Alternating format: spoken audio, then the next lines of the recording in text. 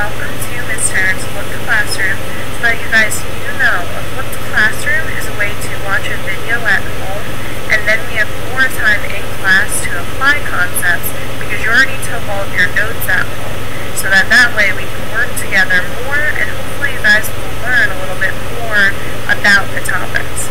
So what our flipped classroom video is today is we're going to be looking at text features. We've already covered these in Unit 1 this year when we talked about different genres of text, and as we get into Unit 3, we're dealing with a lot of nonfiction texts. These are the texts that typically use text features. So, use the remainder of this presentation to help you complete your homework assignment and to answer those 12 questions. Good luck! As I mentioned, you guys are going to be watching a presentation on text features. You can pause and rewind at any time because you know that I can talk quickly, so if you feel like I'm talking too fast, just pause the video to get down your notes. One of our first text features that we have talked about is the title. The title is the name of a book, essay, article, or pretty much the name of whatever it is that you are reading. In these examples, World History is a title, and so is Twilight. In terms of text that we've read this year, There Is No Word for Goodbye was the name, the title of a poem that we read, and The School Play was the name of a fiction text that we read. The title gives you information on what that story or that text might be about, so that way you have some more information before actually reading. The table of contents, another type of text feature, is always found at the beginning of a text. It's the list of chapters or titles, and it will show you where they're going to occur in the text that you're reading. So, for example, in this piece right here, some of our chapters, Uncovering the Past, the Stone Ages, and Early Cultures, all of these chapters or titles together make up the table of contents. In our online textbook, our table of contents is how you locate stories through those drop-down menus. Pictures and captions are two text features that tend to go hand in hand. You don't normally have one without the other. In this example here, the picture or the image on the page is a picture of scary movies, and the way that you know what it is a picture of is due to the caption, which tells you that it's a picture of scary movies, and the fact that what I'm currently reading to you is the caption for the picture. So the picture is the image, the caption gives you more information so that you understand what that image is about. One element that we talked about that we kind of confused a little bit here and there were headings and subheadings. One way that you can think of these text features is mini titles. They're almost titles within titles in a story.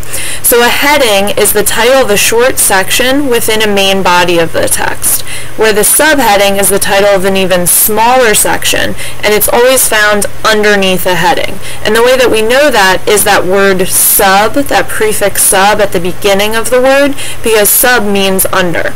So the way that you can think of a heading and a subheading, you could think of the heading as a more specific title. It'll tell you what a small section will be about, even more specifically than the title could. The subheading is then the more specific heading. It's telling you what is going to be included underneath that heading, and it gives you more details. So to give you an example here, let's say that this text here was called Myths. In terms of the heading that's on this page, we have myths that explain the world, so it would be something that would be more specific about myths, and then this whole section here will be about myths that explain the world. However, there's an even smaller section within that heading called the subheading, where they very specifically tell you about Greek gods. So, in this case, Greek myths. There might be another subheading about another type of myth later on. Another element that I want you to notice that is within the page we just looked at are bold words. All bold words are text in darker ink. You guys use this all the time when you're in Microsoft Word, when you make something bold or italics. Those items there are considered text features, but bold words themselves are typically used for vocabulary. So in this example, we have mythology as our bold word, and it's also highlighted, which could also be considered bold, but it includes includes a definition. Make sure you define this term on your handout. When you think of footnotes, another text feature, I want you to think of your feet. Your feet are located at the bottom of your body, just like footnotes are located at the bottom of the page. Imagine that this piece up here is the actual body of the text, the actual article. So occasionally text needs to give you more information, but the author doesn't want to interrupt your reading if you already knew that information. So in order to interrupt you without actually interrupting you, they include things called footnotes. Think of, again, them being at the bottom of the page, and the only reason that you actually reference them is if you need to know what the word means. So it's another way to include vocabulary or include important terms without actually interrupting you.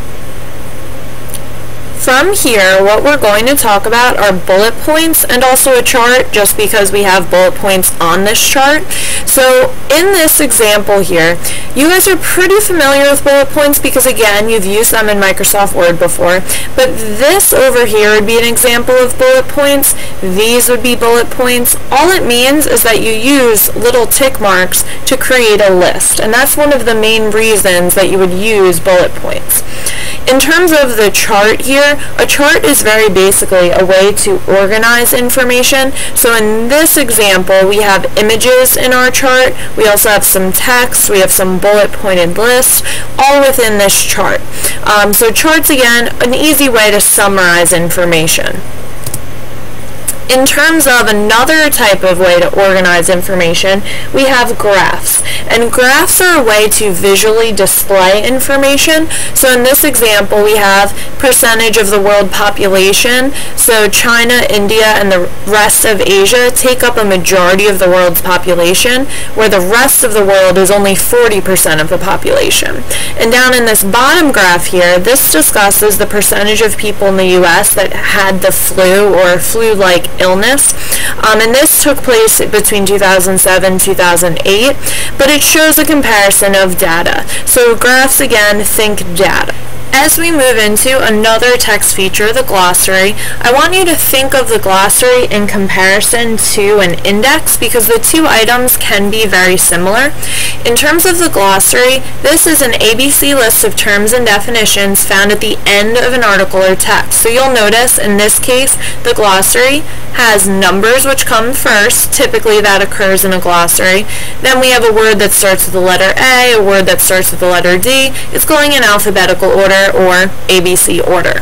So in this case, what the glossary does is it gives you definitions of those terms, and they're written in ABC order, so that way they're very easy to locate.